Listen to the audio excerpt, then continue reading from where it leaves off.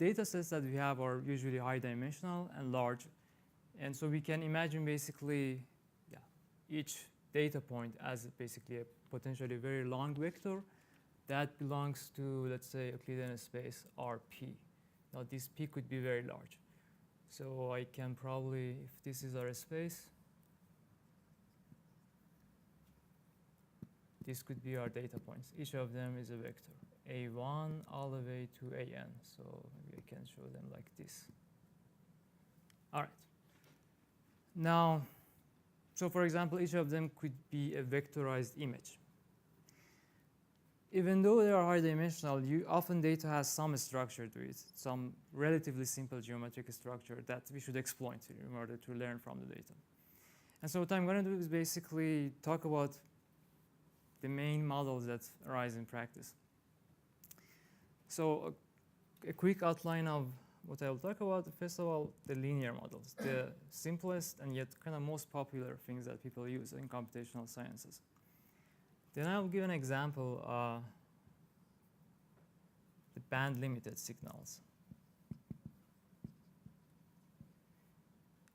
There are also, well, often that's the case is that linear model, we should actually learn the model directly from the data. So I will also review principal component analysis, the main tool that people use to detect linear structure in data. Now, of course, linear models are not always very good fit for the data, so I will also talk about nonlinear models.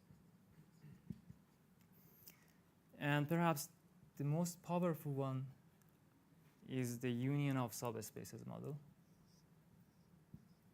I might have to use a different marker, I think.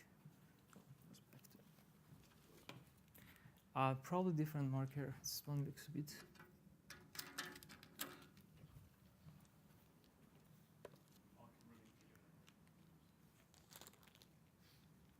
Okay.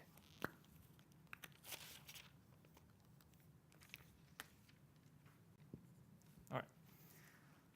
Then, well, basically this is the object that people study, for example, in signal processing, comprehensive sensing, in harmonic analysis, wavelets, and also in statistics and feature selection, and a lot of topics in high dimensional stats. They all centered around this object. Well, again, there's often the case that this nonlinear structure of data is not necessarily known in advance. So I might also talk a little bit about nonlinear models that should be learned from the data. So I might talk about a little bit about dictionary learning, and maybe a few words about neural networks as two different parameterized models that should be learned from data or can be learned from data. Okay. So thanks very much.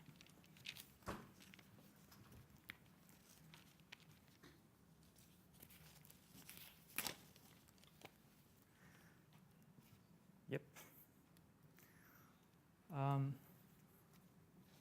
All right, so maybe just let me quickly review a few things about the Euclidean space. First thing I want to say is just the inner product in this space. You should be very familiar. So if you have two vectors in Rp, that would be just the coordinate-wise sum of these things. This also induces a norm in this space, right? It basically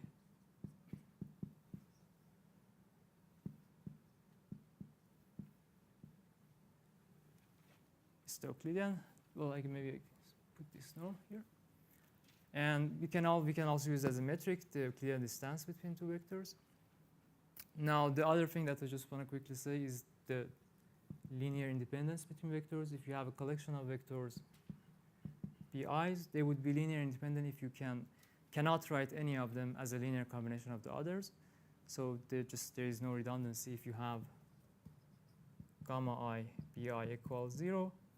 If this linear combination of these vectors are 0, that would force that all the coefficients are 0. All right? And lastly, the basis for this space, vectors bi from 1 to p form a basis for this space if they are linearly independent. And then whatever point you have in this space, you can write it as a linear combination of the basis vectors in a unique way. So if you have a point A in this space, there are unique coefficients that you can represent your data point like this. And I can also write this in matrix form.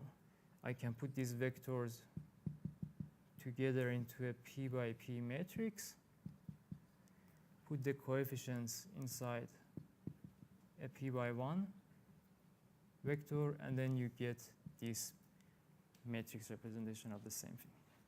All right. So let's talk about the linear models. Well, the idea there is that you just assume that your data points live near or on a usually low-dimensional linear subspace. So it's kind of like this. So just to review, what is it? Do you guys know what is a linear subspace? Or can someone tell me? Okay, so it's basically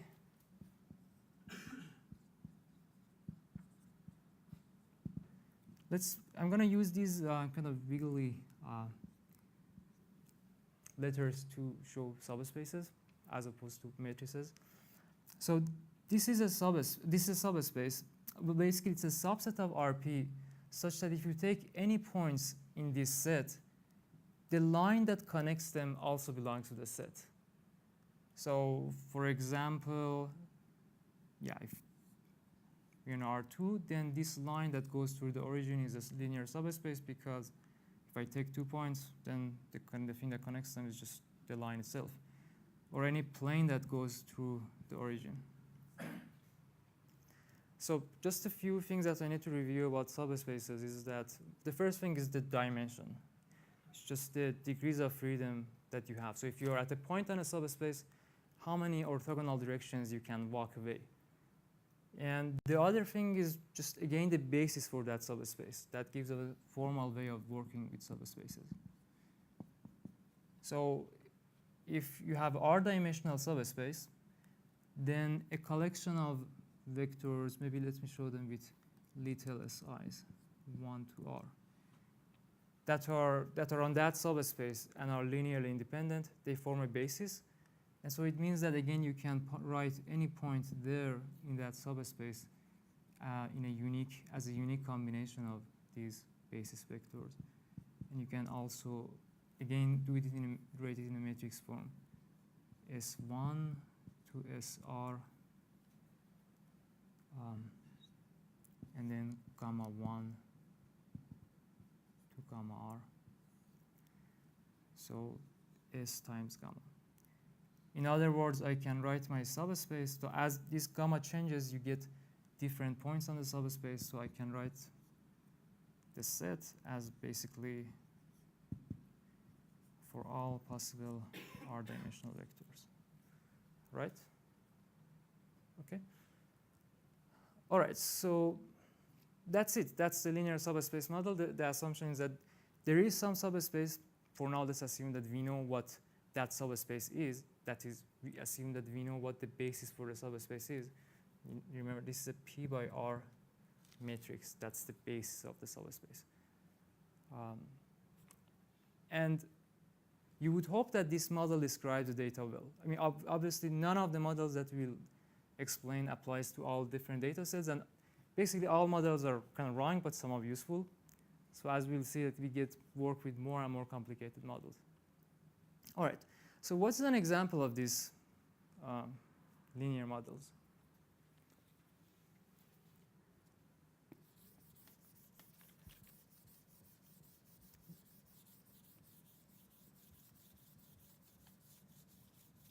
So let me talk about band-limited signals. So suppose that you have a voice audio signal. So what you would do is just, you just connect an oscilloscope to end of a mic. So you just replicate the voltage there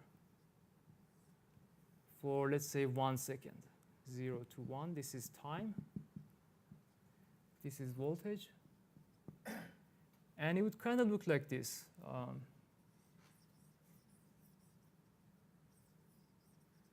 So these are the pauses, these are different letters. Let's call this signal A. So at any time t, you will have basically there is going to be a voltage assigned to that time t, which we show it with a of t, right? Now I can think of this audio signal as a data point that belongs to the space of all possible audio signals of length 1 second. So let me call that a space L. So the first question I should ask myself is, well, what is the dimension of that space?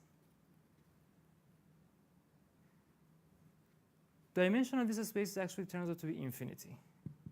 So if I can kind of think of this as an RP space, P is actually going to be infinity. So maybe just one good way of imagining why that's the case is that I can always put a grid, uniform grid on this interval. Let's say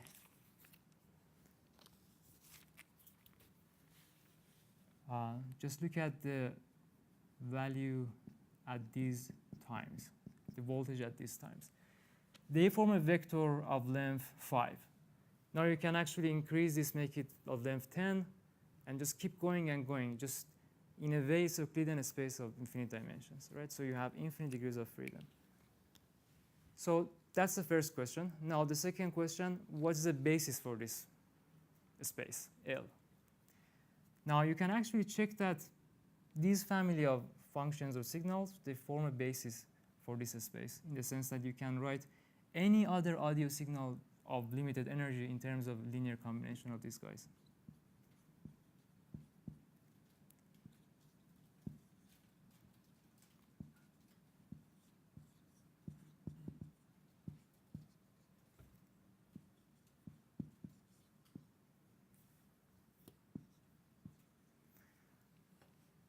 Well, they're just different, harmonics, right?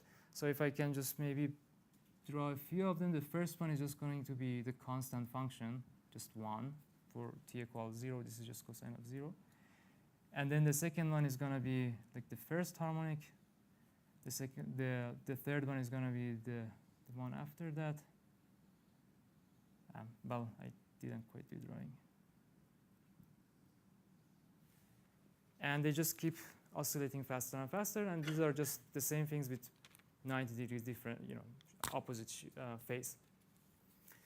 So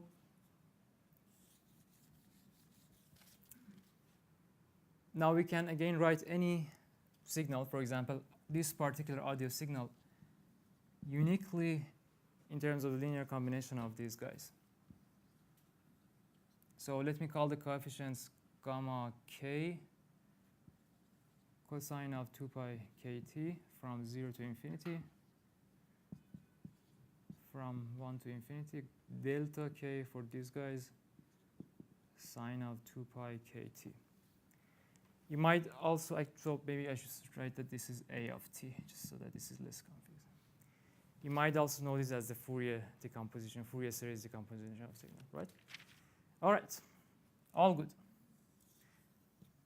Now, what happens is that most natural signals have a limited frequency content. So number of harmonics that are involved in that signal are limited. So for example, if you have your audio signal, at most this is going to be like 250 hertz if you're screaming. So what that means is that if you take your audio signal, basically all these coefficients beyond some point are just 0. Let's say 250. So in other words, any audio signal that you have can be written like this for certain coefficients, gammas and deltas. So if you compare it with here, this is 1 to r dimension of that. It's telling you that all audio signals that you have belong to a subspace, that the basis for that subspaces are these cosines and these sines from 0 to 250 and from 1 to 250, right? So the dimension of this subspace is just how many basis functions we have. 251 here, 250 here. So it's 501. So in other words, what we are saying is that this space is huge, but the signals that we care about, they belong to a very low dimensional subspace, just relatively 501. So what's the point of it? How can we use this knowledge now that we do have a good model for audio signals? Well, here is one way we can actually exploit this one. So maybe actually let me call this subspace of band-limited signals BR, where R here is the 501, the dimension of the subspaces. Now another basis for this subspace, one basis are these guys from 0 to 150. Another basis for that subspace are these functions.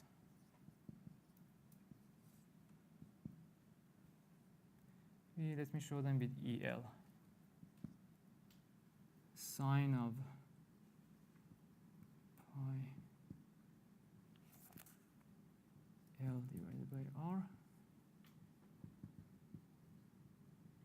pi T minus LR.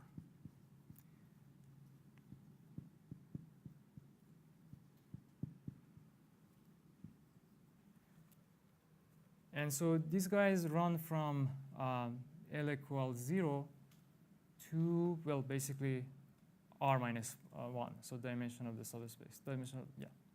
So L runs from 0 to R minus 1. And just note that these are singular at not defined at T equals 0, at least, well, no, sorry. Yeah, this should be L over R. At L over R is not defined, so it's a removal discontinuity. I just set it to be 1. So how do these functions look like? The first one, if you plot it, it's going to be something like this, from 0 to 1. And then as you increase L, they kind of slide and shift. So for example, if you look at the 10th one, is going to look like this. It's somewhat very localized, unlike these guys, different harmonics. Now, again, in this basis, your signal will have a unique representation, and the coefficients are actually very nice.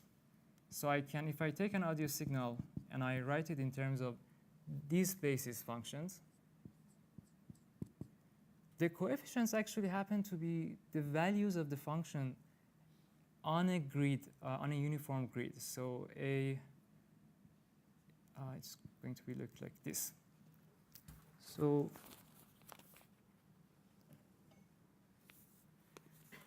what this is telling us from 0 to R minus 1 is that instead of knowing the whole signal on the interval 0, 1, I can just look at the values of it at these uniform spaces, like just steps of 1 over R. So instead of keeping the whole signal, I can just keep the values of it on this grid. And that's just the base, that's just the intuition behind digital sampling and the digital revolution in the 40s and 50s. Just people realized that, well, if you have band-limited signals, you can just sample them fast enough in time and just record, communicate and process those samples rather than the whole data. All right. So this was an example of how powerful this simple model can be. But note that here we actually knew a basis for this space, either in this form or in this form. What if we don't know that? So let me review principal component analysis, which is how people learn or identify linear structure in data.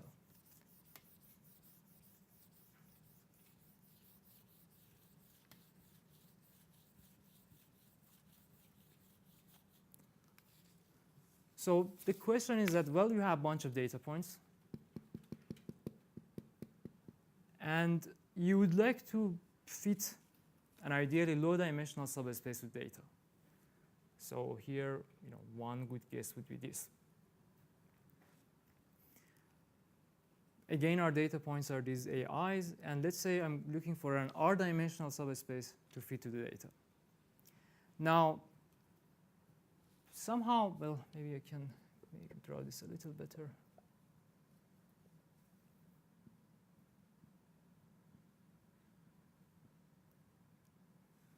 All right, so somehow if let's say this particular subspace, this is S.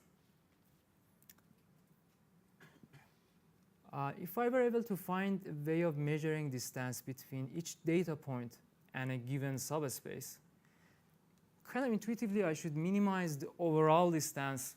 I should find a subspace among all r-dimensional subspaces. That is, I should find, for example, one basis for that subspace that minimizes the overall distance of that subspaces to all data points. So let's say I have some metric that shows the distance from point AI to the subspace S. All right. Then I would be, this could be a viable way of, reasonable way of actually finding the best subspace. I would sum up all these distances from 1 to n are the data points that we have. And then I would look for the subspace that minimizes this overall distance. Now we'll talk about how we should do that, but this sounds like a good way of writing this problem. Okay, so the first thing that we have to address is that what is the distance between a point and a given subspace?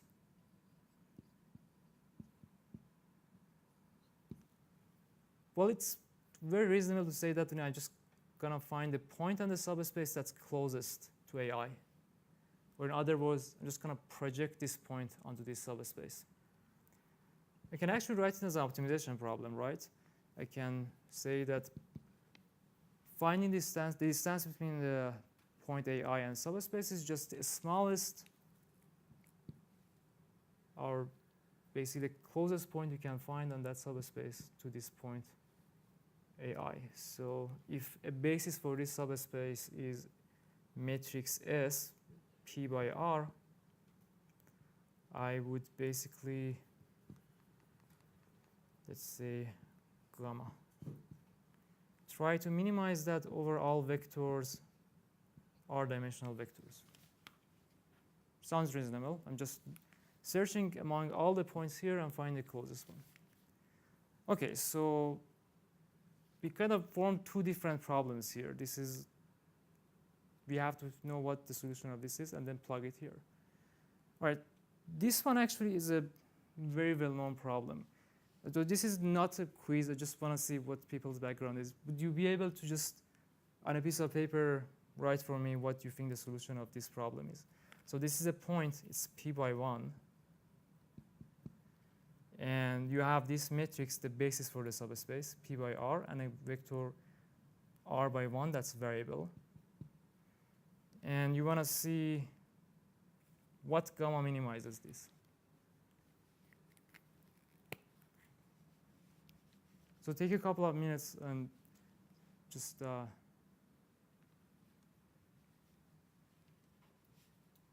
I might just walk by and see what you guys have.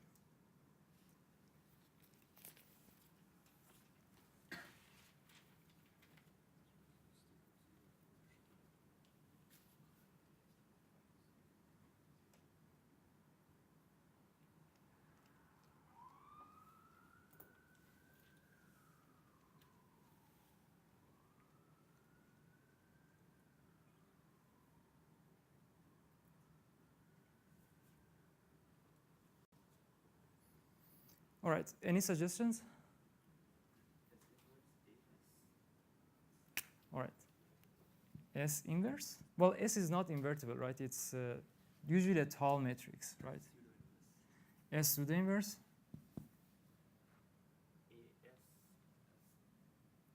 Just find the subgradient and equal to 0. We can do that. It's if we do that, we basically get this. Well, not necessarily subgradient. This is differentiable. Yeah. So the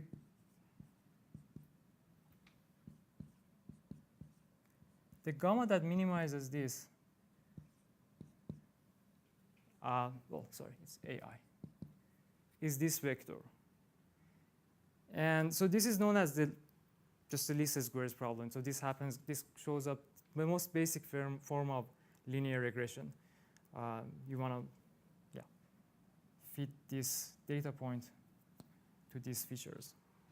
It's the norm square, right? It doesn't matter. It's true. I mean, you can, if you want to make it differentiable, that's how you do it. But it's the same thing, right? It's the same solution. It doesn't change the minimizer. And actually, since I want to define it as a distance, I should eventually remove the square. But no, you're right.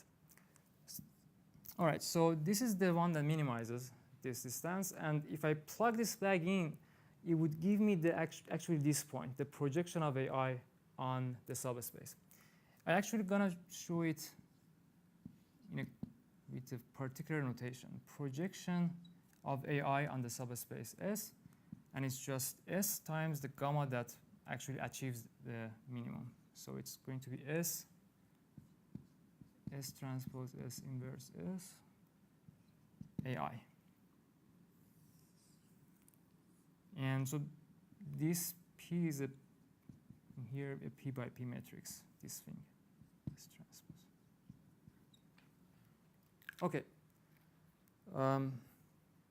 So maybe we can take a quick 10-minute break. So let me quickly review our problem. We had a bunch of data points and we wanted to fit a low-dimensional, R-dimensional subspace to it.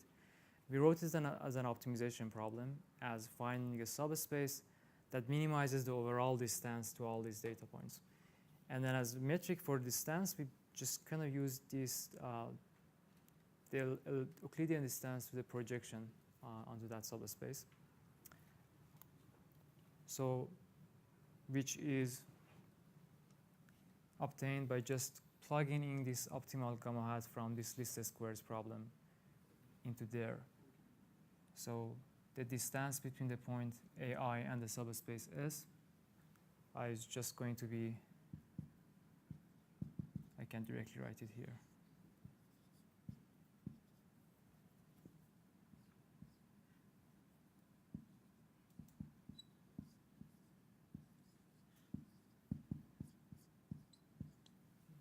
Just how far AI is from its projection of that subspace. So let me write this a little bit more compactly. And I would do that by, using some matrix notation. So you remember our data points are these guys, AIs, and I can put them in a matrix together, right? A1 all the way to AN, sorry. So this is a P by N matrix. Now, if I look at these different data points, those different differences that we have there, this runs from 1 all the way to the last one, which is the nth one. Now, I can write it like this.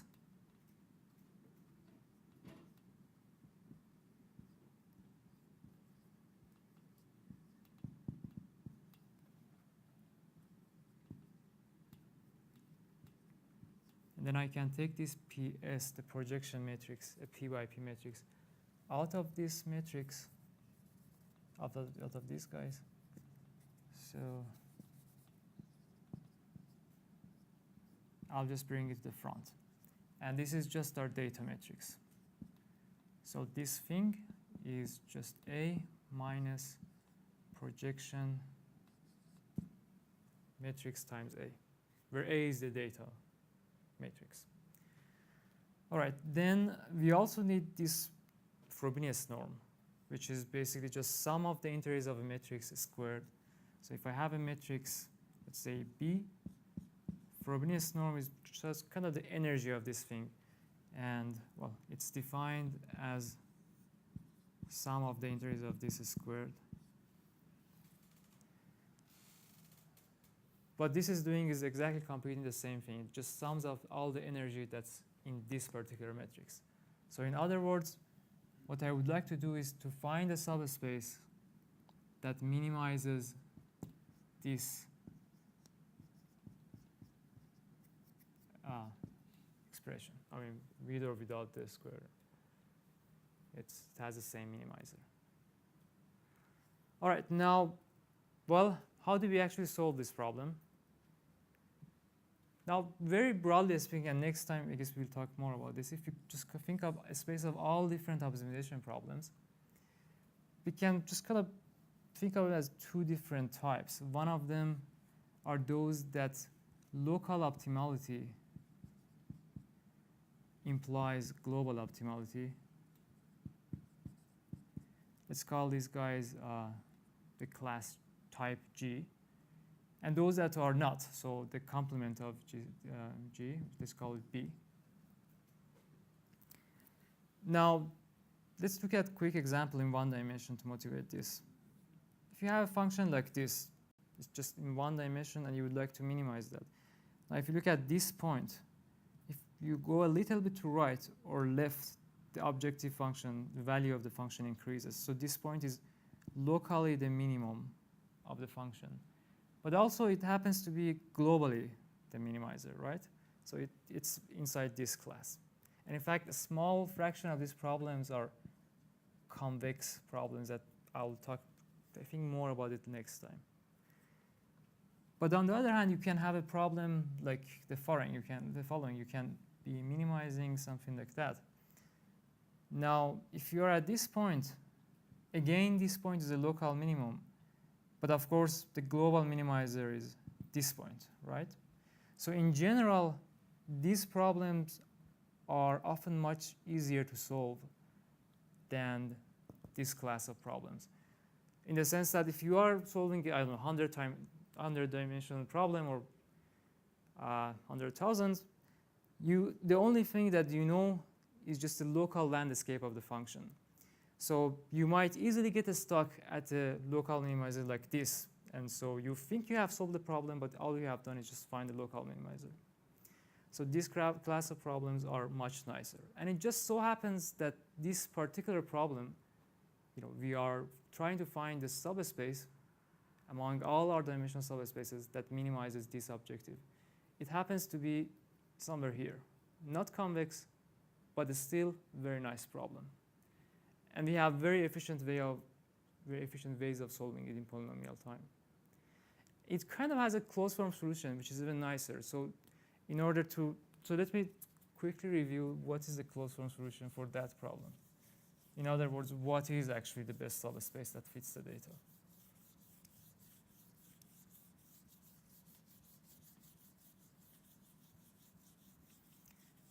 Okay, so to tell you about that, I should tell you guys about singular value decomposition, which, as my PhD advisor used to say, it's like the best kept secret in numerical analysis, in the sense that a lot of people that should be fluent in it, they are not very familiar with it.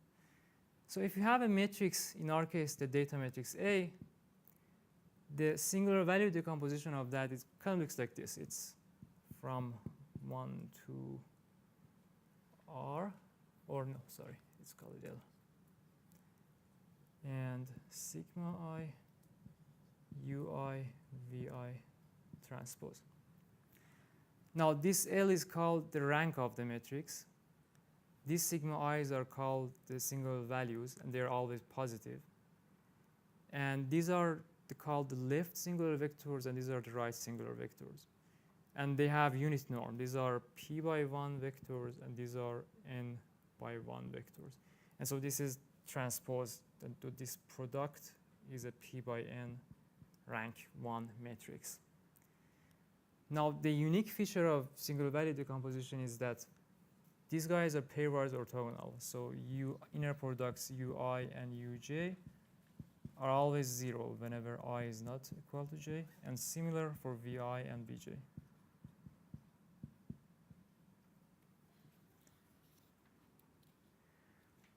All right, so this is the singular value decomposition, and you can actually show that the leading left singular vectors of matrix A are actually a basis for the base subspace that fits the data. So it's just U1 all the way to UR, where basically these are corresponding to our largest singular values of the matrix. Okay, so that's it. If you would like to compute the best R-dimensional subspace that fits your data set, you just compute the SVD of it and keep the leading part, right? Okay, and well, again, we kind of learned the model, right? We just fit a subspace with data. But how can we use this knowledge? just one example is that, well, now that you actually have this subspace, if it's actually a good model, you can just use it to reduce the dimension of data by projecting your data points on the subspace. Then instead of having to store and work with p-dimensional vectors in this huge space, you will just be working with things inside this r-dimensional, much smaller subspace. So, and the way we can do that, let me call this matrix UR, for example. It's P by R. It's a basis for that subspace. And I can just one by one project my data points.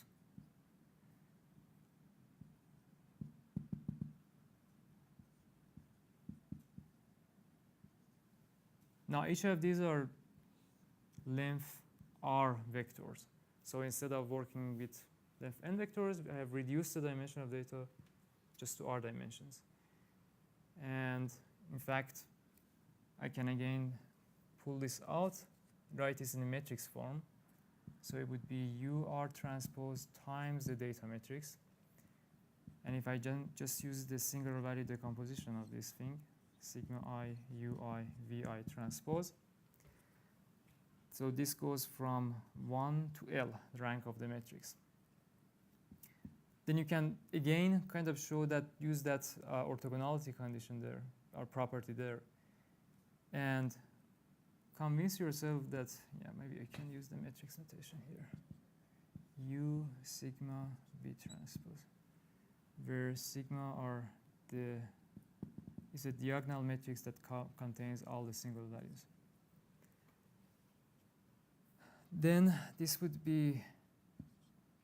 be simplified like this. So these are the leading singular values, and these are the leading right singular vectors.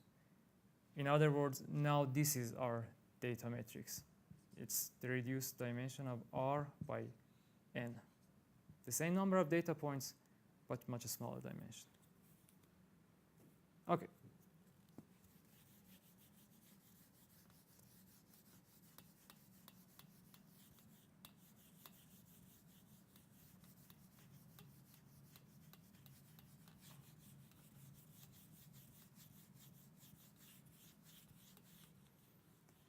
Now, of course, linear models are not always a very good fit for the data. So if your data points are, for example, living on a sphere, then fitting a low-dimensional subspace is probably not a good idea. It doesn't capture all the complexity of it. So let's just start talking about nonlinear models. Probably the simplest nonlinear model is the union-of-subspaces model, in the sense that instead of assuming that your data points belong to one subspace, you just say that, well, they belong to the union of finitely many subspaces or infinitely many. So if it kind of looks like this.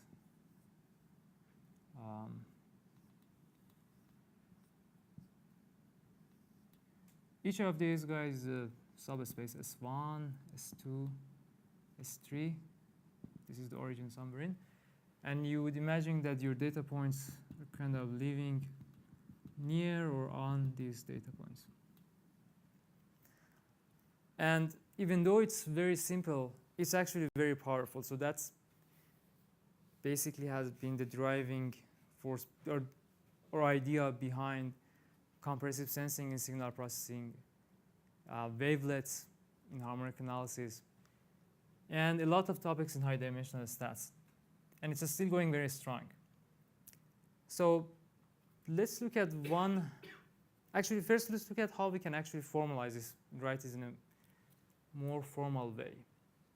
So for subspace, if you have just one subspace, let's say one of these guys, remember that I could write it in terms of its basis. Let's say if S was a basis for that subspace S, I could write it like this.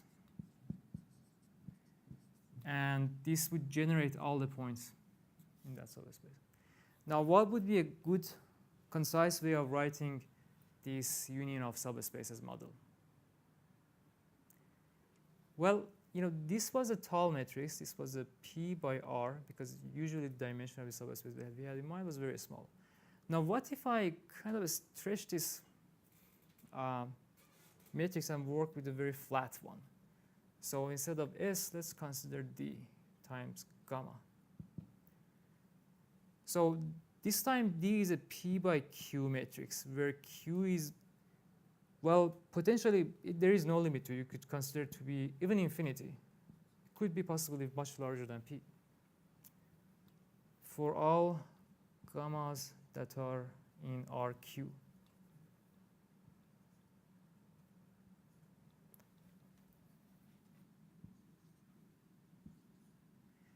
Now, I have to find a way of limiting the vectors that I will be working on, because otherwise this thing would be the whole space, the whole RP.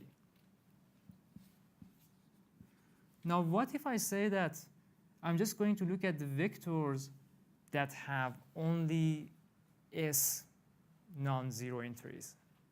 So they are, or yeah, maybe, let's say R, sorry. Let's say they have R non-zero entries.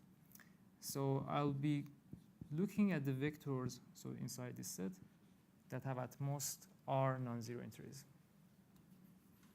What does it say? It's basically that you will be plugging instead of gamma vectors that are mostly zero, but just have 5 non-zeros, depending on your choice of R.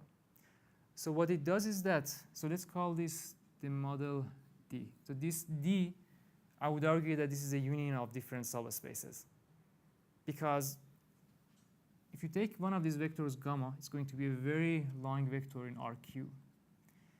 And now I'm going to say that, for example, let's look at one particular support. So one, let's say this is non-zero. These are the entries that are non-zero, and everything else in this vector is 0. So what happens is that if you multiply this by your matrix D, it will select R of the columns of D, right? So maybe I can show this support with T. So T's are the indexes and the indices that correspond to these guys. So I don't know, the 10th index and so on, the 10th entry and so on. Then the subset of the column submatrix of D that corresponds to this index set. So it just columns, the 10th column, you know, and so on. That would be DT. And then I would look at all the products, DT gamma T. So gamma T would be restriction of gamma to this index set. Now this would be a P by R matrix, a very tall matrix. And this is R by 1 vector. And this is itself a subspace, right? That the basis of that subspace are R of the columns of matrix D. So in other words, for every choice of index that support of this very long vector, I will get one subspace. So it just, what happens is that you would have plenty of subspaces. Each of them will correspond to one of the column submatrices of D. And so this way, I can generate up to Q choose R different subspaces. So it is actually a union of subspaces, right? So this matrix D is sometimes called the dictionary, in the sense that you, at least in signal processing, that in the sense you want to express your signal and you would use few of your atoms in your dictionary to build it. And you have plenty of options. You have, this matrix is very large, very flat, so that's why they call it the dictionary. So, okay, so this is a concise way of writing this union of subspaces model versus the one for the subspace. Here, before you had a tall matrix, here you just have a very flat matrix, but you only choose the sparse coefficients, the sparse gammas. Okay, so what's an example again of this model?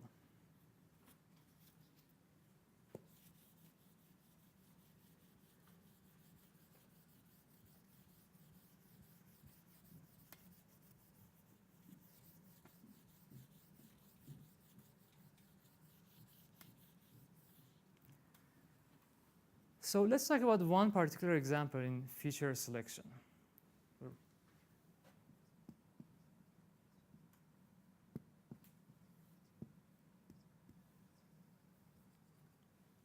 So what happens here is that you have, again, your data points, and you would imagine that they actually have been generated by union of subspaces model. So they kind of live close to that, to these, at least each of them to one of these subspaces.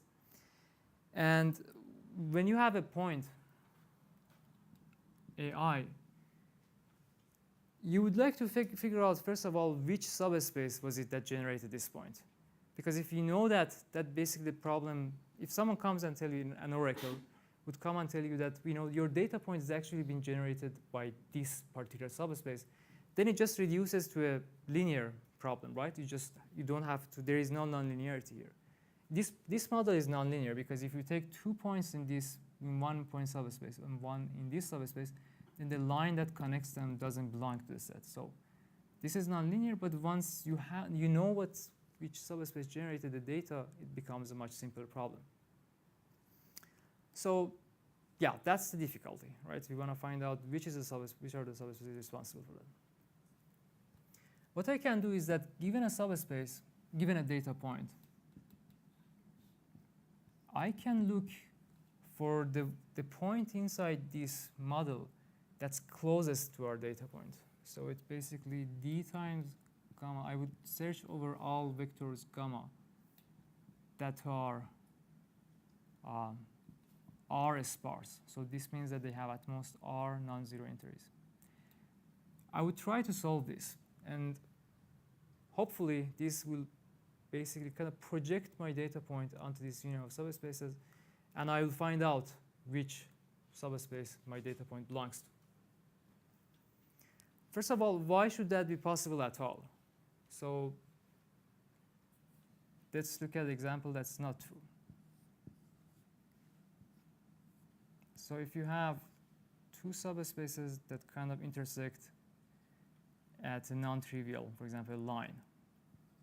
And if we take a point, this is the origin. Now if you take a point here, it would actually belong to two of these subspaces. So you can't quite tell where it comes from. So you need some further assumptions to make sure that this is actually a solver problem. And the reason it's difficult is that this matrix D has a very large null space. A lot of vectors are mapped to 0 under it. So what we would like to make sure is that if I have two different vectors, gamma 1 and gamma 2, and they are both sparse,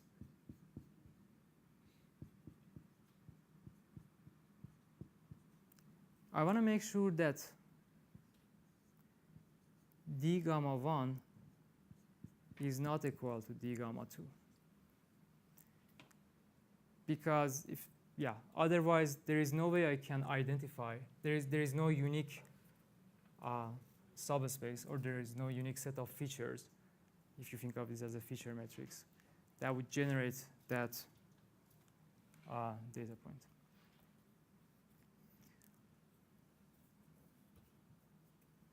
So what I would like to have is that d gamma 1 minus gamma 2 not to be 0. Now, for any choice of gamma 1 and gamma 2 that are R sparse. So let me ask you this. If this one has at most R non-zero entries, and this one has at most R non-zero entries, this vector, how many non-zero entries does it have? At most 2R non-zero entries. So in a way, this is a vector. This difference is at most 2R sparse. So what I would like to make sure is that no 2R sparse vector is mapped to 0 under D. So remember, D is a very flat matrix. It has a very large null space. I just want to make sure that 2R sparse vectors stay out of that null space. Now, if I have a matrix that satisfies that, then we can start talking. Then there is a way, if you have two different data points, you can actually figure out that there is a unique set of features that would generate that. So let me make this assumption so that we can go forward. Let's work with matrices D. So this is P by Q, such that dx is strictly larger than 0 for every x that is R to R sparse.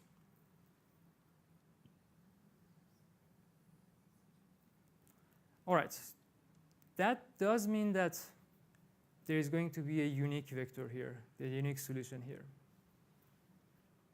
So let's look at this optimization problem.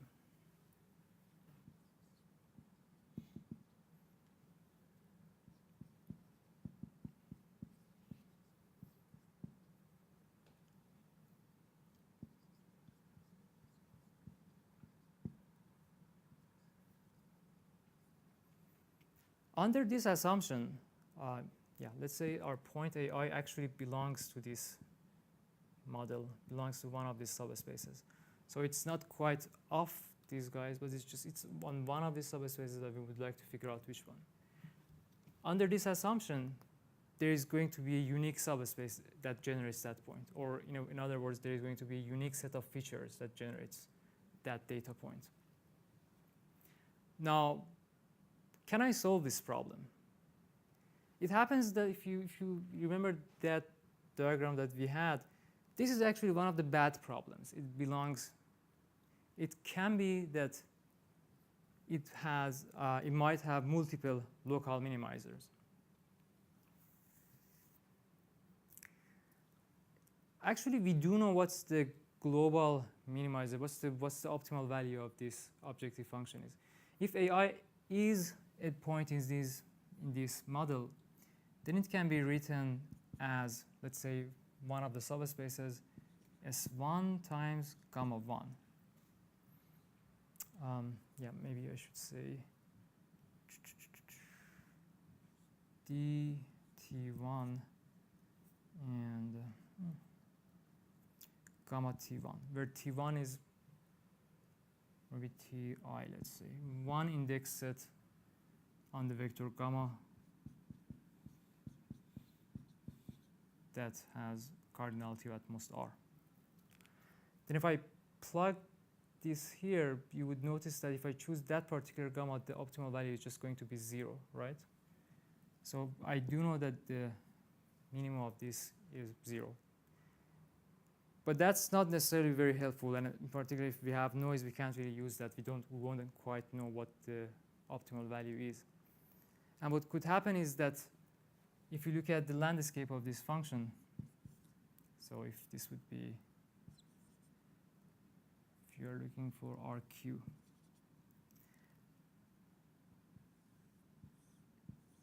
even though it's minimized, it reaches the value of 0 at the point at this vector gamma Ti, or rather the one that's padded with zeros, there could be a lot of points that are still local minimizers. They have a larger objective function, but still you can get trapped in it if there is noise. You wouldn't quite figure out, you wouldn't be able to get away from those points. So one thing you can do is, let's try to rewrite this problem in a way that's a little bit nicer.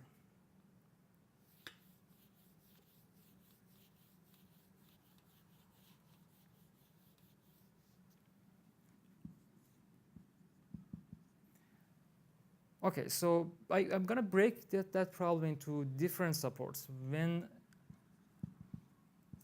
For each support, the other way around, I will solve this.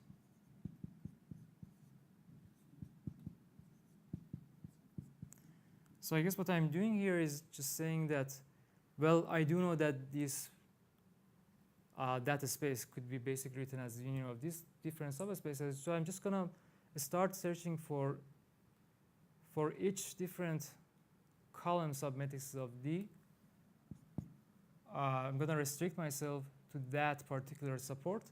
And then I'm going to start changing the supports, looking for different supports of the vector gamma and see which one actually minimizes this.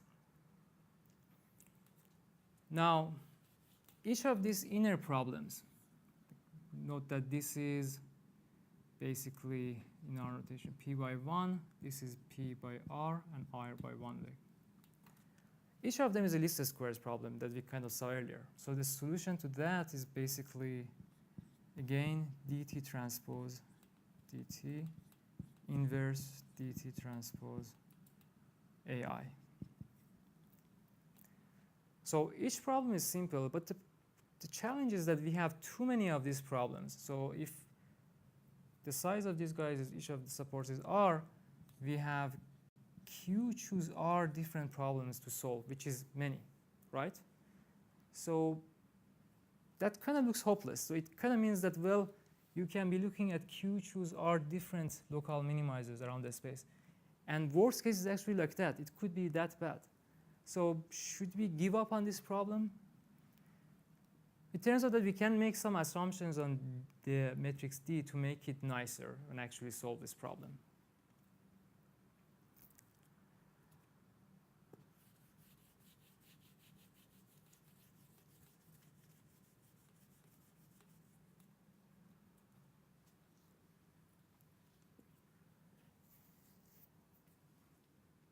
So I guess what I'm going to do is just quickly sketch one algorithm to solve this problem and try to prove things about it next time.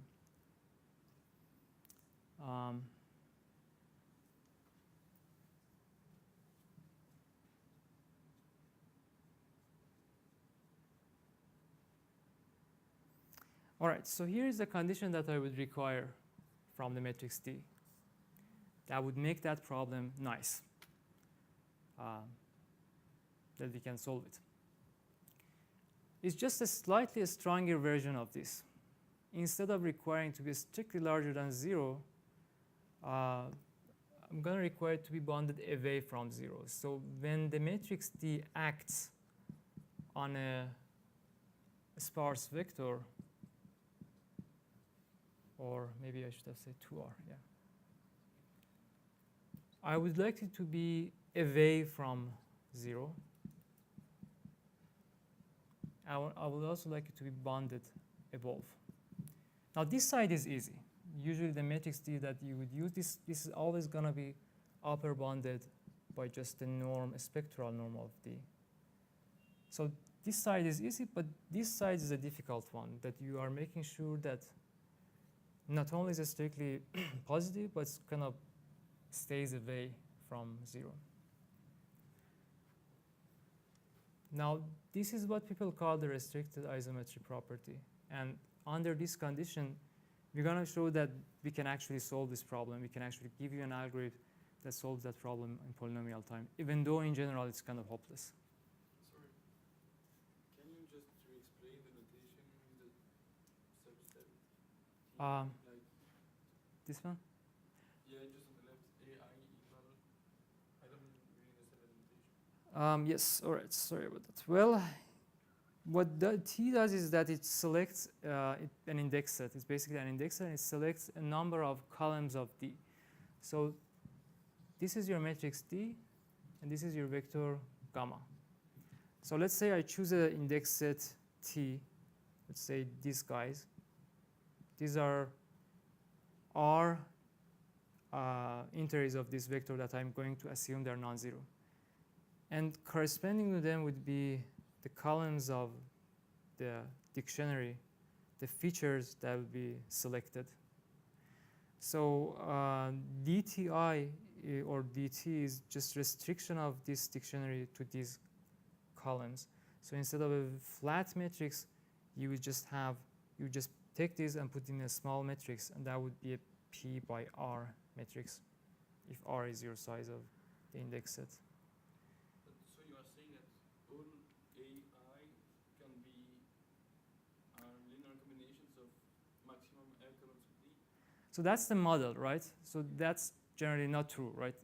So if your model is good, then sort of this would be true approximately.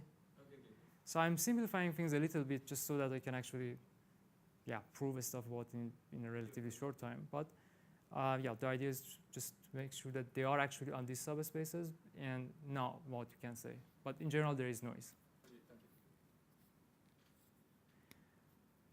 Okay, so let's quickly look at the algorithm that I would actually try to solve this of that problem. Now, okay, so I'm just going to use a small variation of gradient descent, right? Let's go back to that problem. Let's put a square over here, 1/2 over here, just to make it nice. It doesn't change the minimizer, right?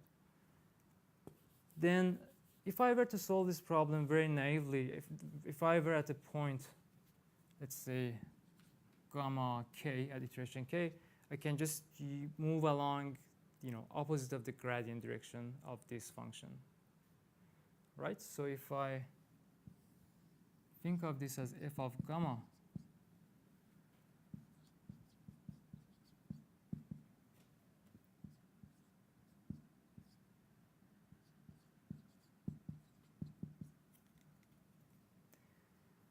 then I can basically just update my point with some step size, let's say alpha k, opposite the gradient direction. And now, well, this could be our update. The problem is that this is not anymore sparse, right?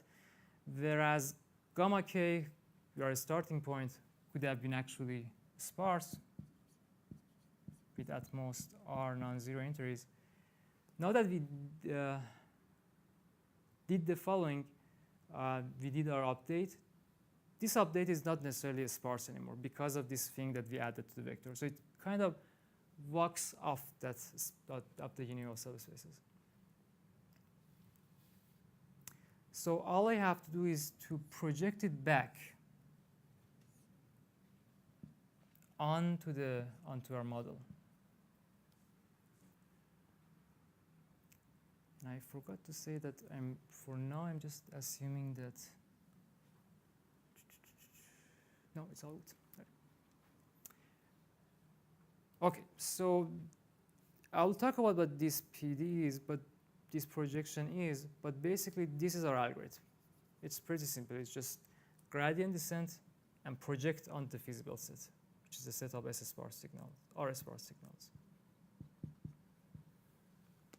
So it's just projected gradient descent, except that this set is usually convex in the problems that we study, but not here. And so we will actually show that under this assumption, we can solve this generally very hard problem to global optimality with this simple algorithm. So yeah, okay. So that will take a while. Yeah, this is the restricted isometry property condition. And it turns out that actually I will show that why this condition would let this algorithm succeed. So we will show that. But for now, let me ask a different question.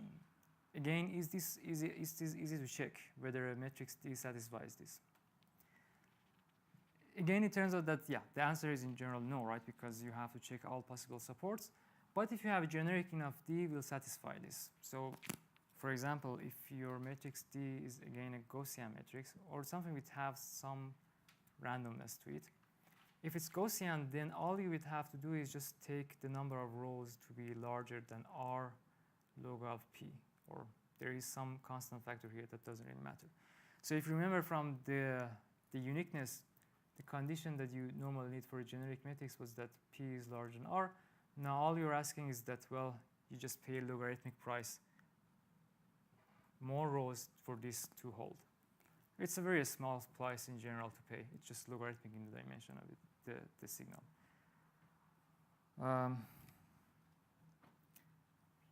All right, so to summarize, this is not an easy condition to check, but it holds with high probability for a generic matrix D, and I won't discuss how people actually show that such a thing is true.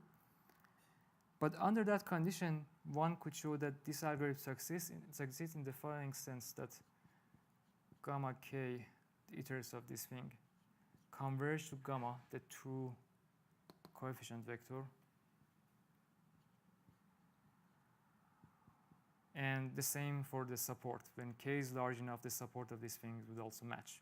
The support of this is the T, the true support. And I don't know, this could be Tk. Now for the step size, I'm going to assume that it's 1, but as long as it's smaller than that, it works. So there are many different generalizations of this algorithm, but let's look at this particular setting and see why actually it works. I think that's kind of interesting. So this was the final thing that we'll get is this and the convergence rate for it.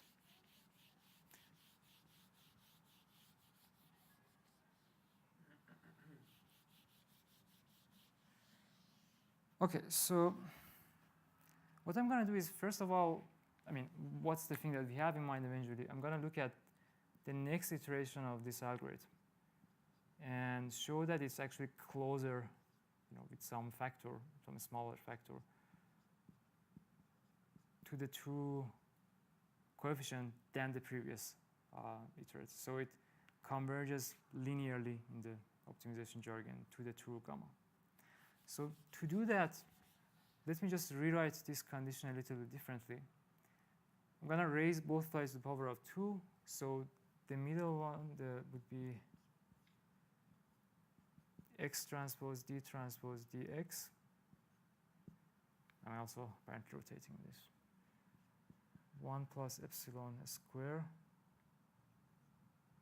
Did I keep that or not? Okay.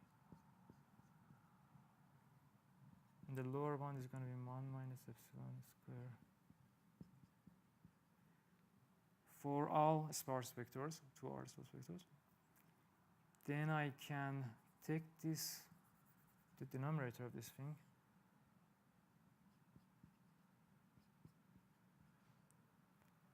and it's also easy to check that this is upper bounded by 1 plus 3 epsilon. This is lower bounded by 1 minus 3 epsilon, as long as epsilon is less than 1/3. So here I forgot to say that we're going to make sure that epsilon is between 0 and 1. So it can't be 1 itself, because that would be actually the bad one, right? So if we make it a little bit tighter, that instead of 1, take it 1/3, it's just convenient to work with this quadratic formulation. Okay, that's all right, I think. Yeah, it turns out that I actually didn't want this one. I think the representation I was looking for. I'm going to subtract this 1 coefficient from both sides and then take it to the denominator. So that way I get the following. Minus 3 epsilon. And this is going to become, it's easy to check, so I'm just going to write the final thing. Do I put it that way? IQ minus d transpose d x 3 epsilon. And yeah, you have the denominator. And this is just saying that the magnitude of this thing is always less than 3 epsilon, right? So I just wrote it a little bit differently. That turns out to be convenient for us, which is kind of saying that this operator acts similar to the identity matrix when you restrict yourself to sparse vectors. I mean, in general, these two are very different objects. This is rank Q. This has a much smaller rank in general. I mean, this is a P by Q matrix. So often rank of this thing is just P, which is often much smaller than Q. This matrix is very flat. So these two are very different things, very different matrices, but on the sparse vector, they behave similarly. Okay, so now let's look at our iterates. Let me actually call this thing gamma tilde k.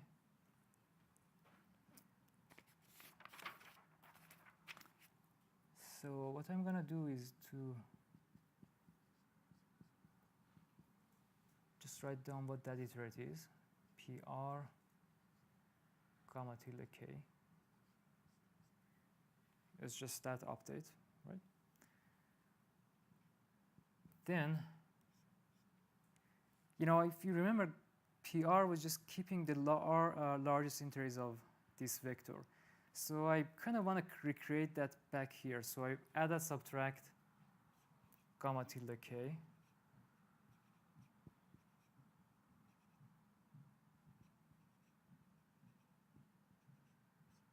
Right? And then I'm just going to use a triangle inequality to separately bond these two different terms. So far, not much really, right? Which one do I bond first? Okay, actually it turns out I kind of bond this one first, gamma minus gamma. So we can plug in here from, we know what gamma tilde k is, so I can write that term. I'll just show the first one, the second one is similar.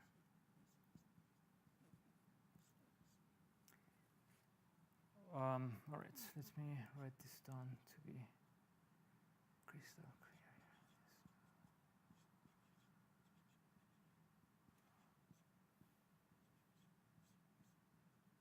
Oh, this is A, the data point. So remember our data point actually had this representation, d times gamma.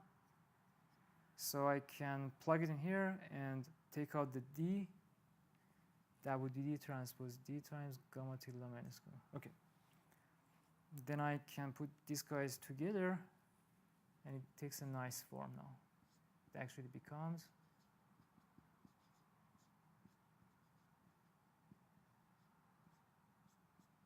which is exactly the thing that we kind of recreated here. This is a identity matrix in RQ. Okay, so all I have to do is just to bond this term. So it would be convenient. Let me remind you of this, the dual representation of the Euclidean norm, right? We want to kind of unfold this thing. If I have a vector u, L2 norm of that is basically maximum inner product of u and all vectors v that have a L2 norm of less than 1, right? That's just a dual representation of the L2 norm. For any LP norm, you can find it as, write it as a dual, which just here would be LQ, where 1 over p plus q is 1. It's the Holder inequality. Okay, so if I do that, so I'm going to keep that the thing that I'm computing the norm of which IQ minus d transpose d gamma k minus gamma. And I also have this dummy vector v, which has a just kind of norm less than 1. Now, because, okay, this thing is symmetric. So if let me show you why this is symmetric. I mean, this inner product is just V transpose I minus D transpose D times gamma K minus gamma, where you are optimizing over V. This is a symmetric matrix. And this maximum always happens at actually the same vector, just normalized. So the solution is gamma k minus gamma normalized. And yeah, you have that central matrix. All right, we're done. This term is exactly this one. Well, once you plug in x equal gamma k minus gamma, it's a 2R sparse vector because gamma k, the actual coefficient, is R sparse. Gamma k, your current coordinate, is also R sparse because you projected it back. So this is 2R sparse, and this term is exactly the thing that you have here, just for that particular choice of x. So you can bond this term. For this term, it's very similar. All you have to notice is that this is the best R sparse approximation of the true vector, of this vector gamma tilde k. So anything else that you plug in is going to be worse. So you can upper bound it by any choice that you have. I'm going to put a question mark minus gamma tilde k. So it turns out that a good choice would be the true vector gamma. And well, this is the same thing that we already bounded. So we just, this whole sum is less than twice of this, and you already bounded that thing. So I'm not going to do the algebra. The thing that you get at the end is the following.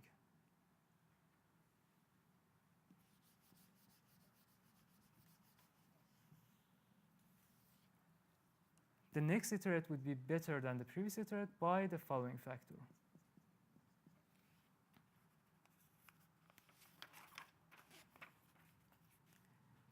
Six epsilon times gamma k minus gamma 2.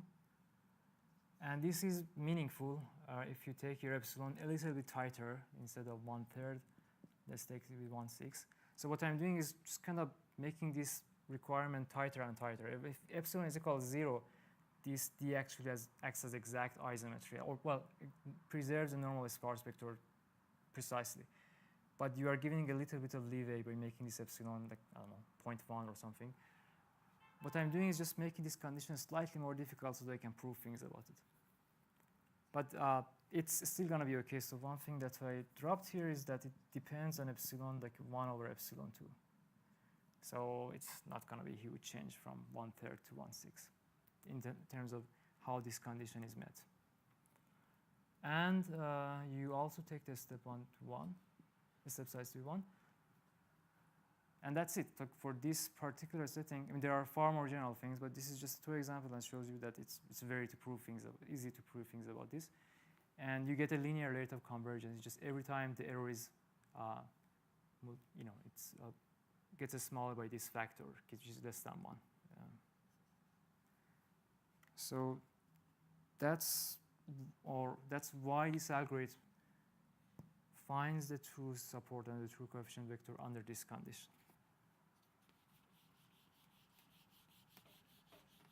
Okay, that's good news. But basically, it says that this gradient projected gradient descent actually recovers the true minimizer. Now let's get back to the question that I think Michael had earlier, that we don't often know R, which means that you can't quite implement it if you don't know. I mean, what you can do is just test different R's and use cross-validation or something to choose the best one.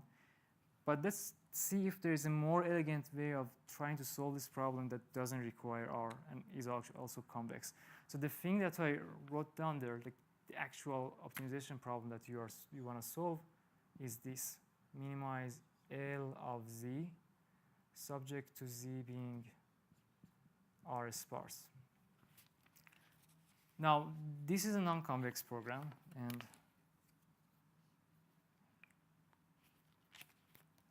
so let me, just to be safe, remind some basic facts about convex optimization. A set is convex when, if you take any 2 points in it, the line segment that connects them is also inside it. And now a function is convex if you look at the graph of function, basically any point. The graph of the function is below that.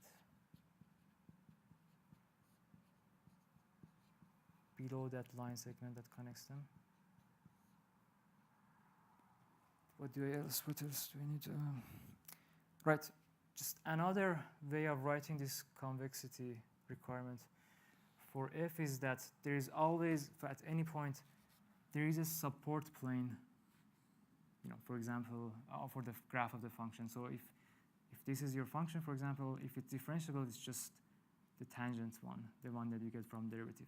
But there is always at least one, and your graph of the function will be above that support plane. So I can more formally write it that as f of y minus f of x is always larger than this linear thing. And since I'm assuming that at least this objective function here is differentiable, I mean, I'm taking it to be differentiable, it's just the gradient. This is true for every pair of x and y in the domain of the function. So that's just another way of writing the same fact. All right, that's all I need to remind from convexity for now. before I get to Gaussian weights. Okay, so what I want to do is to relax this non-convex problem. Why is this non-convex? The objective is fine. It's convex. We can check. It's quadratic with, we actually, that D transpose D shows up in the Hessian. The thing is that, the feasible set is non-convex. We kind of discussed that if this is a set of R sparse signals, then the thing that are inside are just not necessarily inside the set. So we want to relax this feasible set into something that's convex.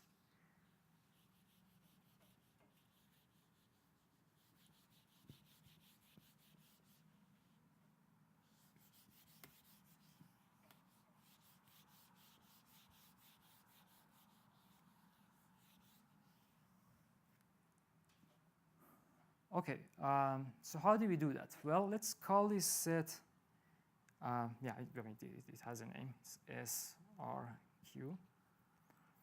Now, this is basically an unbounded set, so let me intersect it with the union ball in RQ. Yes. So now this new set is, it's just union of R-dimensional disks, instead of going all the way to infinity. So what I want to do is to find a convex set that's a superset of this thing, and it's as tight as possible. Well, that's just the convex hull of this object, right? If you remember the convex hull of, maybe I can show you with hull. If you have a set, it doesn't have to be convex itself. For example, with this. Its convex hull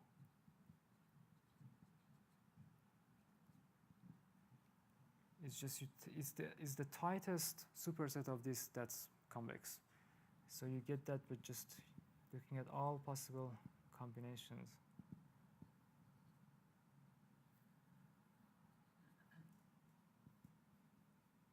Linear combinations of the point in your set.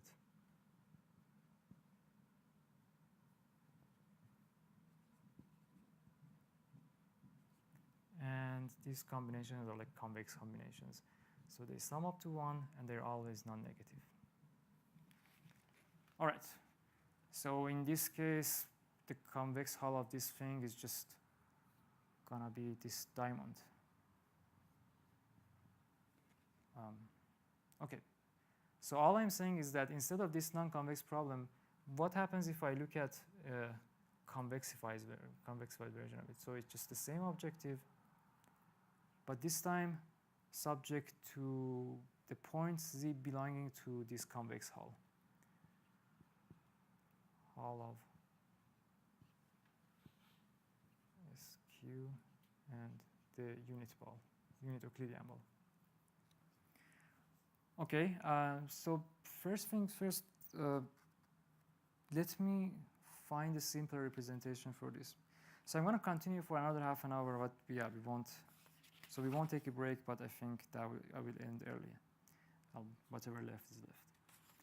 So what I'm going to do is first find a nicer representation for this set. We know that this is a convex program because objective is convex.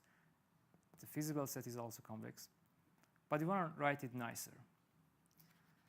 So in other words, I'm going to see what this convex hull, this thing is. We can write it hopefully more compactly. Okay, so I think I can skip this step and just convince you guys that this set is basically just the convex hull of the canonical vectors plus minus EIs, where EIs are, if you remember, they were all zeros except there was just the ith entry that was non-zero. And this is very easy to check. So I'm taking this for granted. I'm not checking this.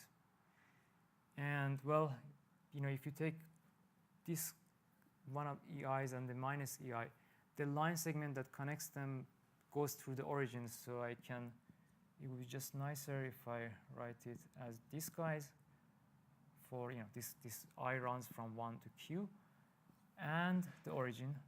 It just makes the representation a little bit easier. So I can replace this set with just that convex hull.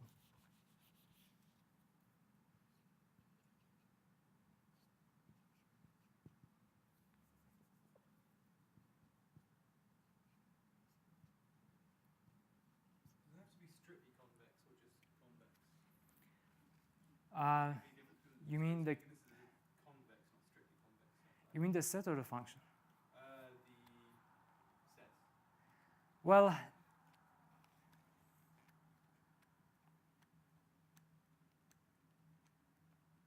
don't remember what's a strictly convex set. I'm trying to think as well. I think what you might have in mind is the function, whether that has to be strictly convex or, and that's basically okay. That's a key point, right?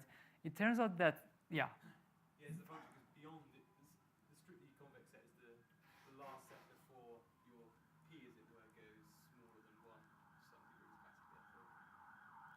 yes, kind of. Okay, so let me try to rephrase that. I think what you're saying is correct. Is basically that, well, yeah, this is a convex function, but once you restrict it to this feasible set, it becomes a strictly convex function when D is generic. And that's why you can actually solve this problem. In general, it would, this one would be just a convex problem with many minimizers.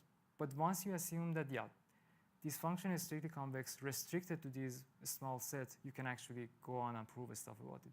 So that RIP condition, I mean, if you just write it differently, right? That was saying that, basically dx is nearly 1 for all, or nearly normal of x for all the sparse x's. I mean, you can just write that differently, x transpose d transpose dx. So what all you are doing is assuming that this quadratic function is a strictly convex, restricted to a sparse signals. And that allows you to do all the nice things that we are saying. So it just, RIP is, it is a restricted strong, or restricted strong convexity assumption. Okay, so basically, so we got here so far, we just wrote it a little bit differently, this convexified version of it. And all I want to do next is to convince you that, this funny object here is just a norm ball, meaning that, probably I can skip it because it's not that difficult to check. It's all it's saying is that the L1 norm of the vector,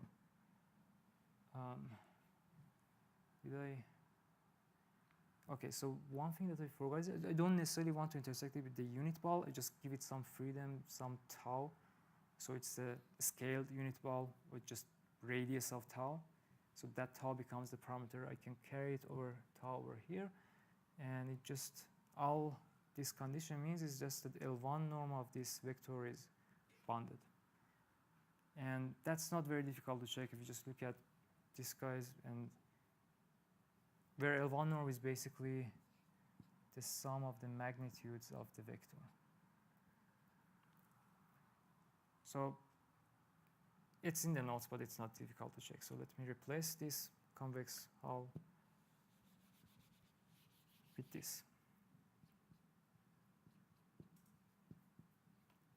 Okay, so now we have a compact, nice convexified version of this original problem, original non-convex problem. So, all right. One small remark is that if you notice, we kind of replaced this R, the sparsity level that was unknown, with another parameter, some tuning parameter tau, which is basically the radius of this L1 ball. You can actually, you don't really need that tau condition. That you can switch these guys, it's still equivalent, and you can kind of write this as, so I guess what you need is L of z equals 0, because you know that there is no noise. So I can just write this as A times z equal, D times z equal A, which doesn't have any parameters, but if you add noise, then you can approximately enforce that with less than some noise parameter delta, the noise level. So this convex formulation, at least this one, effectively does away with the knowledge of R. You wouldn't have to know it in order to run the algorithm. I would actually like to keep this one because geometrically it turns out to be nicer for the algorithm that we design. But just be aware that this parameter is not something that we have to stay with. There are ways to get rid of it, which possibly answers the first question. All right, so there are two questions here. First of all, this is a convex program. Well, there are a lot of ways to solve this, and in fact, we will discuss one of them. But suppose that we actually solve this problem in polynomial time. So we managed to do that. So we use an algorithm and get a number of iterators that kind of converge the minimizer of this, which is going to be unique under our assumptions. But actually, I haven't said that yet. We don't quite know that.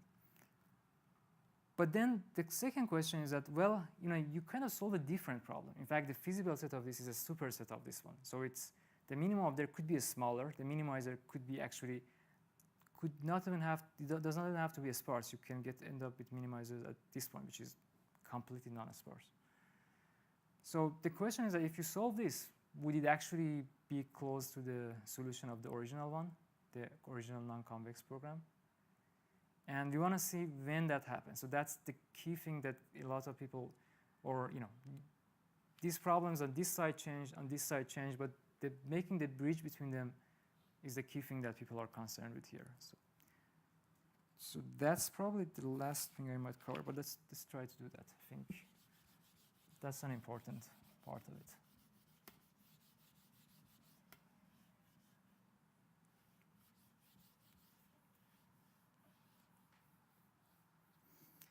And it has nice geometry, so that's, I think, what not to like about geometry. So let me show the solution of this. Yeah, apparently I used gamma here. Gamma is the variable. Well, gamma is actually the fixed one. Oh, no. Okay. Yeah, let's keep it Z. Let me show the a minimizer of this with ZO, where it stands for O, optimal. And I want to see whether this ZO is actually equal to the true coefficient vector gamma. So one side versus the other side, convex versus non-convex.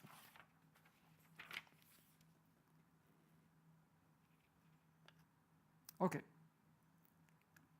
First thing to notice is that, obviously L of gamma is 0, right? It's just this L was just measuring the error that we have was d gamma minus A. And since we assume that there is no noise, so our point is exactly on the subspace, there is this error, the optimal one is 0. All these things, all these ideas extend even if there is noise. But yeah, just to keep things simple and give you the basic idea of how these things work. So if I want to make sure that gamma equal is actually the optimal solution, the optimal minimizer, and it's unique, it's the only one, all I have to make sure is that at every other point in this feasible set, the objective is strictly positive. So this is true, and this holds if I can show that for every z that belongs to this feasible set, the objective function is strictly positive. Okay, so we kind of rephrased our question. Now to go on, okay, let me do one more thing. If a point z satisfies this, let me rewrite that. D times z minus A. Or where A is d times gamma, so I can factor that out. All this is saying is that the vector z minus gamma is out of the null space of D. Because it's just gamma is the true parameter. So you would assume that you have this data point, and there is a unique coefficient vector that represents your data point, right? And it's like it's also R sparse. The true support is this. And you would hope to recover that by solving this convexified problem, but it's not obvious at all. You might end up anywhere else. So this condition, all I did was just plug in for A from there, is just saying that null space of D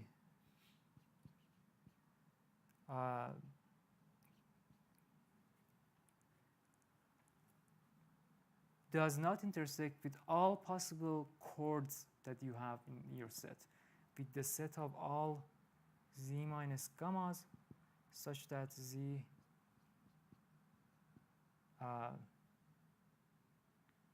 is feasible, so less than tau. I think that should make sense. Now, let me make another simplifying assumption. Again, this is also not necessary, but just so that I can give you the main geometric idea behind this.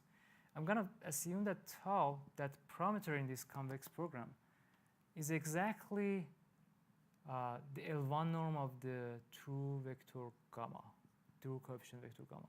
So I'm kind of saying that the true coefficient vector is kind of on the boundary of this L1 ball, a scale L1 ball. Note that we don't know this in advance, so we cannot plug it in here for our algorithm to solve it. So I'm making this assumption just for the analysis, just to give you an idea how this works. But again, this is not necessary. You don't have to know it. But if that's the case, I can further simplify this and write it like this. This was tau. I just replaced it with L1 norm of gamma. Now, this is a very interesting object in convex analysis. So you would like to make sure that this intersection is empty or trivial, just a 0 point. Zero belongs. No, hold on, sorry. All the z's such that, yeah, this is true. The shifted null space. No, actually.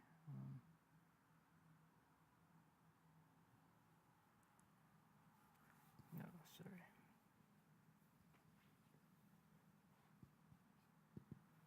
Okay, sorry.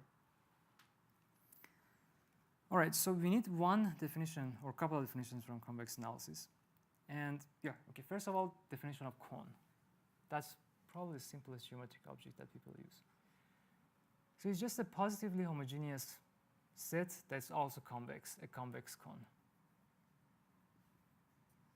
Meaning that if I don't know, if the point x belongs to a cone C or maybe K, then any scaled, just if a scale, it also still belongs to K for all alphas that are non-negative. So, this is a convex cone, for example. It just goes all the way to infinity.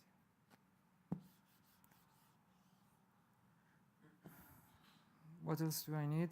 I also need the conic hull of the set. If you remember, convex hull of a set was the tightest convex superset of a set. The same for any cone, or any bunch of points. You can always define the convex cone of that, which is just all the conic combinations of the points in that set.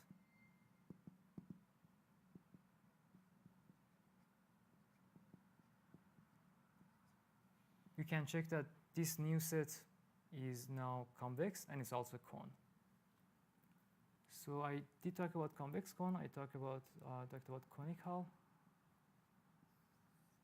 What else do I need? I think that's it.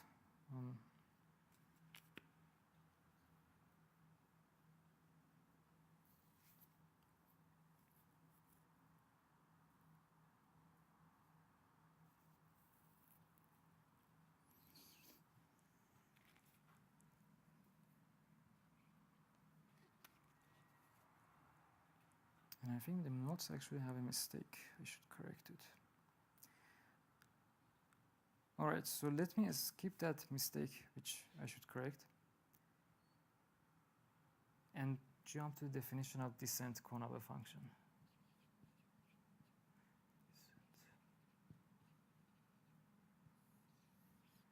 So for a function f, this descent cone is a very central thing. So it basically, at a point x, I show it with t, f, and maybe say x, is just the conic hull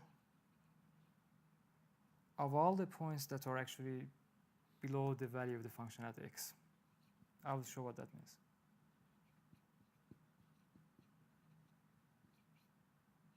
Or z such that this is true. So let's look at an example. For example, the L1 norm that we have.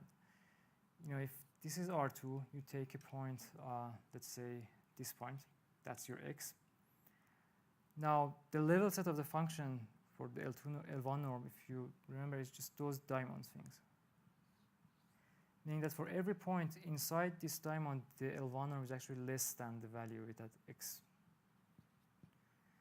Now, all I'm asking is that you take the conic hull of this, which in this case, you know, you take all the possible directions and just extend them to infinity. And then shift it to the origin.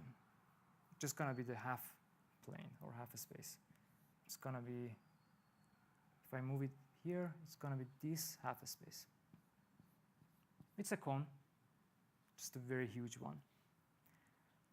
Or if you take, yeah, if you do it at this point, the cone would be much smaller. It would be,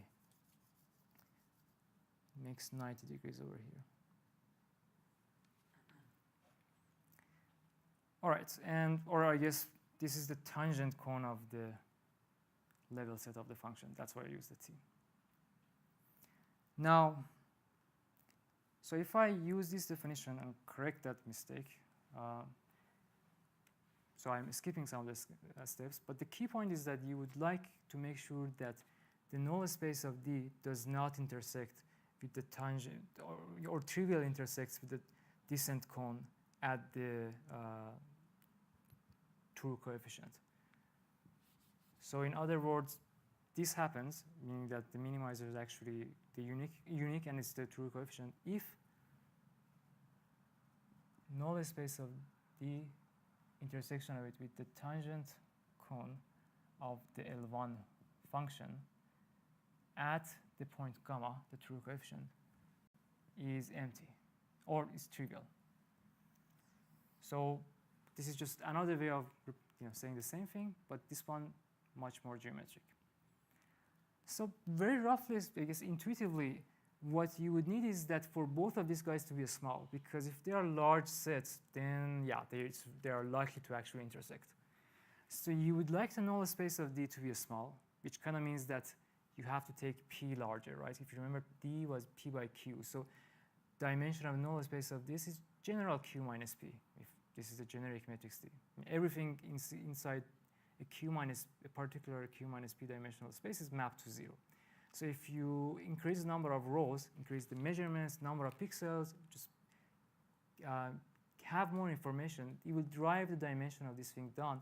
Null space becomes smaller, and it would be easier to satisfy this condition. So that's one side of it. But you also want to make sure that this is small.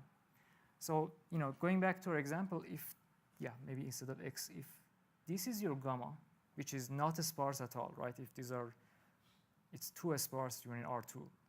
It's not sparse at all. If you are here, the cone, this tangent cone, this descent cone was actually the half space, right? It's huge. You cannot possibly avoid hitting that. Just, it's very likely, so this would be a huge set. So what you would like to have is to work with, for your gamma to be such that the tangent cone, the descent cone is actually very narrow at that point. And that actually, that's intuitively a sparsity, right? If you're at the corners of this ball, the L1 ball, this would be much narrower. And as you go to higher and higher dimensions, so this is an R2, we have to be in RQ. The sparse vectors become, if you look at the tangent cone as at those points, they become narrower and narrower, and this thing gets easier and easier to meet. And so we'll be okay. You will have two small sets that trivial intersect. So all I want to do is formalize this and give you a couple of notions of how people do that, and I think that's it. So all I want to do is want to formalize this notion of these sets being narrow.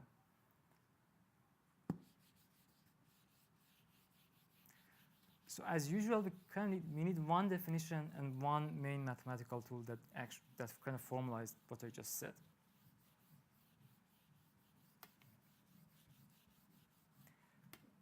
The definition is the Gaussian width of a set.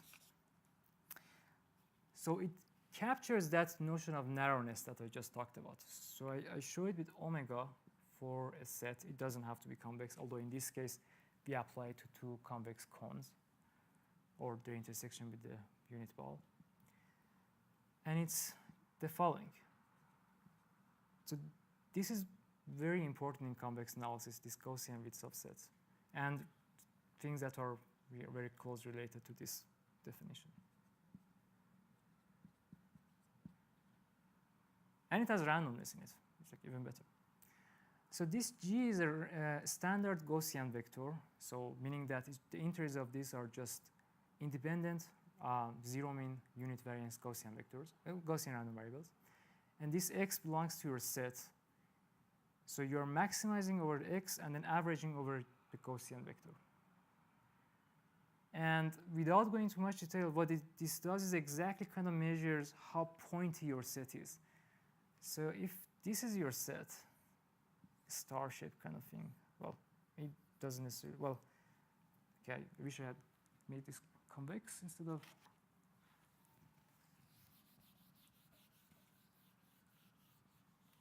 So if you have something that's still not convex, but yeah, the point that I want to show is that if you have a very pointy set, this quantity will be a small, because you're averaging over all possible directions that the vectors G generate. So this is a random thing, and it just sweeps along the whole space. And if the set is very pointy, I mean, this set is like, it's very narrow at each of these points. The places where this quantity is large are, they have very small measure. So they average out, and this quantity will be a small. Whereas if you have a set that's like this, that's not pointy at all, this quantity will be large. So it's a very good measure of exactly quantifying how narrow these sets are.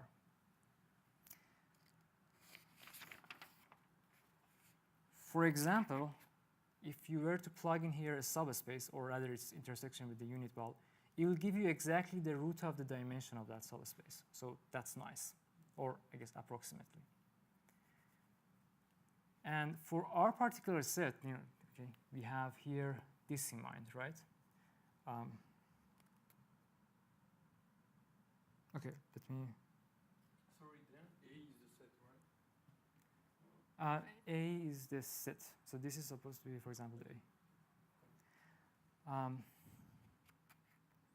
So I'm going to skip the example. All right, so that's the definition. That's the notion of narrowness. But you also have to formalize exactly when this intersection is trivial. For that, again, I'm going to go to my go-to matrix T is just a Gaussian P by Q matrix. Now this thing becomes a random object, right? The null space of a random matrix, this is going to be a random subspace, but this is fixed. This is basically the tangent cone at your optimal solution, at the true coefficient vector. You have a random set, and you want to make sure that it's very unlikely that it would hit this descent cone. So what you are interested in the probability of the east intersection, or this thing happening, or rather not happening. That would be bad.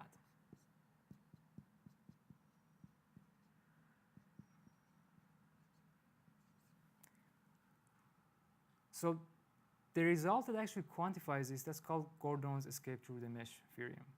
And it's showing that, or bonding this is not easy. It uses Slipians, like the way of you have comparing the different Gaussian forces. So driving this is not trivial, but as long as you have some notion of randomness, you can generally get something like this.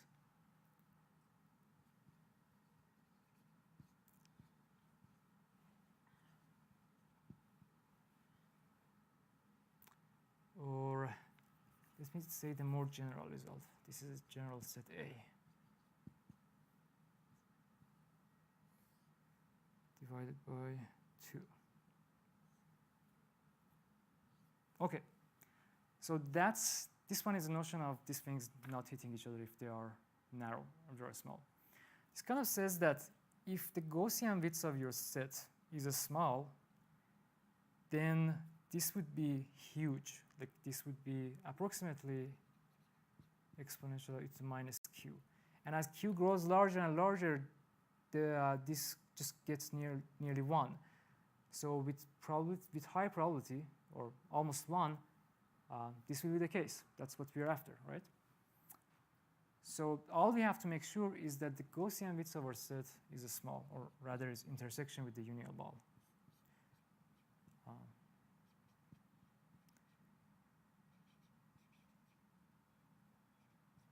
So it doesn't have to be this particular diamond shape that you get from the L1 norm, but it could be nuclear norm, this could be different objects, but the same story that you have to make sure the Gaussian width of it is small. And for this particular set, you can show that, again, it's not easy, but, well, it's the bits of this thing is basically just this. Root of r log of q with some factor c. Oh, hold on. Where r is the sparsity of gamma, so maybe I should number of non-zeros of it. So that's it. This tells you that if gamma is a sparse vector, if it's say r is sparse, where r is much less than q, the width of it would be a small. And that's the thing that we intuitively saw in that diamond thing. If you take a point that's non-sparse, you get the, this tangent cone would be the whole half plane, or in this case, half plane. If it's at the corners, you would get a much narrower cone because it's sparse, and this quantifies that notion.